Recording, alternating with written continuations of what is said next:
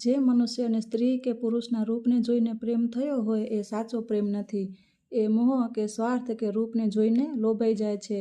પણ સ્વરૂપમાં પ્રેમ એ લૌકિક મોહ છોડીને આત્માને પરમાત્માના સ્વરૂપમાં બધા લૌકિક બંધનોને ત્યાગ કરીને પરમાત્માના સ્વરૂપમાં જ વૈરાગ્ય અને પ્રેમ થાય છે. એટલે કે આત્માનું પરમાત્મા સાથે મિલન, જે ત્યાગ અને સમર્પણ સાંસારિક બંધનોથી પરે છે, એ એક આત્મિક અને દિવ્ય સંબંધને દર્શાવે છે. મીરાબાઈએ કૃષ્ણને પ્રેમ કર્યો તો એમણે કૃષ્ણને આરાધ્ય બનાવ્યા. રૂકમણીએ કૃષ્ણને પ્રેમ કર્યો તો એમણે પતિપણે પૂજ્યા.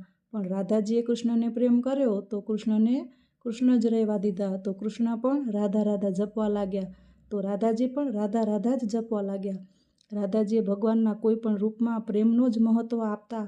ભાર્ગવી અવતારમાં એ શ્રીનિવાસને પ્રેમ કરતા હતા, પણ ભગવાને વૈકટેશનું રૂપ ધર્યું ત્યારે એ વૈકટેશને પણ પ્રેમ કરતા હતા. એટલે પ્રેમ અજર, અમર અને અતૂટ રિશ્તો છે.